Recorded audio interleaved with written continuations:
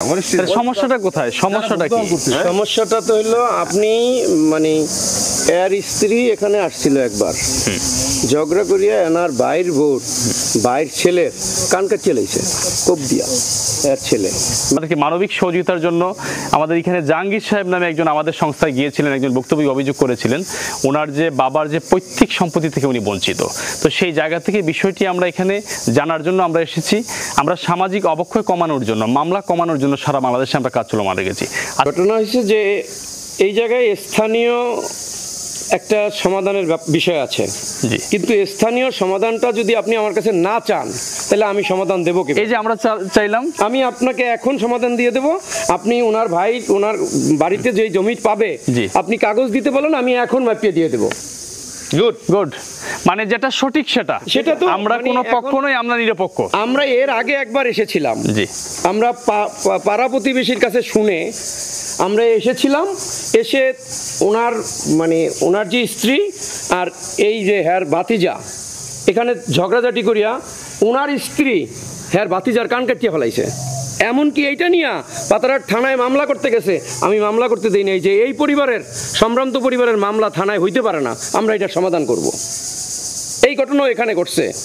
এবং এই যে যিনি মারা গেছেন এই 3-4 মাস মানে অল্প কয়েকদিন হয়, আমাদের সম্মানিত শিক্ষক যাকে এই সমাজের 99% মানুষে শ্রদ্ধা করে, মরার পরে দাফন হয়েছে, দাফনের পরে তার লাশ উপরে রেখে দিছে 1 ঘন্টা যে আমরা একটু স্যারের পাশে দাঁড়ায় থাকি, আমরা তারপরে মাটি দেন।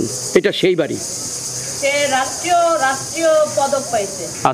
এবং কয়েকবার রাষ্ট্রীয় পদক প্রাপ্ত, যার এই রাষ্ট্রীয় পদক প্রাপ্ত একটা শিক্ষকের ছেলেরা মেয়েরা এখন অর্ধেক মানে মানে তারা সামাজিকভাবে মানে একবেলা ভাত খাইতে পারে আর একবেলা খাইতে পারে না। এই এত বড় একজন শিক্ষকের সে কিছু করে থুয়ে যাইতে পারে না। ইংল্যান্ড হাই কমিশন থেকেও আমাদের এখানে চিঠি এসেছিল, আমরা সেটা নিয়ম অনুযায়ী সব জায়গায় ফরওয়ার্ডিং দিয়েছি। আমরা ঘটনাটা জানার জন্য এসেছি, কিন্তু আমরা যেটা হচ্ছে যদি অন্যায়কারী বা ভূমিদস্যু বা নিয়ম যে মানে না তার সাথে আমরা লড়বো। আপনারা এখানে এটা হচ্ছে আমাদের একটাই কথা করা হয়েছে। এখানে আপনারা যে চিঠিটা করছেন আমরা সমাধান দেই নেই।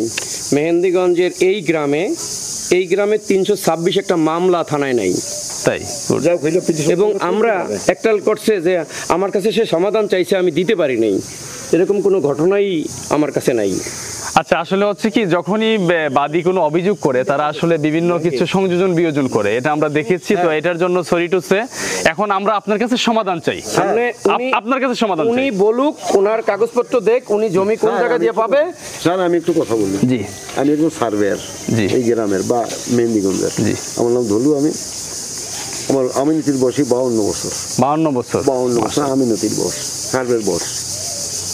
এই জমির নকর দর্পণ জি এর দলিল আছে। জি স্যার, এর দলিল আছে। আচ্ছা, আমাদের ভূমি মন্ত্রী নতুন আইন হয়েছে, দলিল যার জমি তার। জি, আপনার যদি পেপারস থাকে মহোদয়ের কাছে বসি, আপনার জমি আপনি পাবেন। এক মিনিট। আর এই বাড়ি আমার দাদা রাখছেন 1965 সনে, 4 জনের নামে আছে।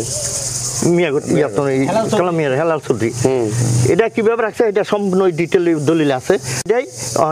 আমার এই জমিন দিয়া শোনেন, এক মিনিট এই স্যার শোনেন, এই জমিন দিয়া এই যখন আমার চাচা একটা কেসে পড়ছিল তখন এই আমরা লোন উড়িয়ে দিছি, রেকর্ড আছে কৃষি ব্যাংকে। আপনার একটা মামলা করেন আদালতে, না এই বলতে আদালতে মামলা করছেন না? না, হয় এটা বন্টন নামা।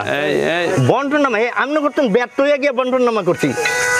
স্যার আমারটা শেষ। স্যার শোনেন, তখন এই বন্টন নামার জন্য আমি আদালতে বন্টন ব্যর্থ হয়ে আদালতে করছি বন্টন মামলা, কিন্তু আর কোর্টে চলে। আর আমার নামে যে কেস হয়েছে, কেস করতে দেয় না, কেস হয়েছে, মামলা হয়েছে, 3 বছর ছিল, আমি সাসপেন্ড ছিলাম সরকারি রুলে। আচ্ছা, আমরা এবার মামলা আর এখানে না শুনে একটা মিনিট চালু করো।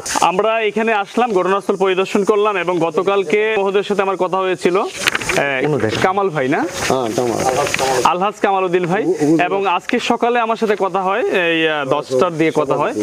উনি আমাকে ইনভাইট করেছেন যে প্লিজ আপনি যদি 2টা পক্ষকে নিয়ে আমার পৌরসভায় একটু আসেন, আমি সর্বত্র সহযোগিতা করবো। তো সেই জায়গায় 3 বছরে 120টি বড় বড় প্রবলেম সলভ করেছি। প্রত্যেকটি প্রবলেমই সলভ করা সম্ভব হয়েছে বাংলাদেশ পুলিশের আন্তরিক সহযোগিতায়। আজকের বিষয়টি একটি মানবিক বিষয়ে, যেভাবে আমাকে সার্কেল এএসপি মেহেন্দিগঞ্জ মাজারুল ভাই প্রশাসন দিয়ে সহযোগিতা করেছে নিরাপত্তার জন্য, এবং আমাদের সাথে কান্তি ভাই এসেছেন, মামুন ভাই এসেছেন বাংলাদেশ পুলিশের নিবেদিত প্রাণ, এবং আমাদের বিল্লাল ভাই এসেছেন সাব ইন্সপেক্টর। আশা করি ওনারা বাংলাদেশ পুলিশে যেভাবে সহযোগিতা করছেন, এভাবে অদূর ভবিষ্যতে আমাকে সহযোগিতা করলে আমরা আরো বাংলাদেশে আরো কাজকে ব্যবহার করতে পারবো এবং মানুষকে সহযোগিতা করবো ইনশাআল্লাহ। আসসালামু আলাইকুম।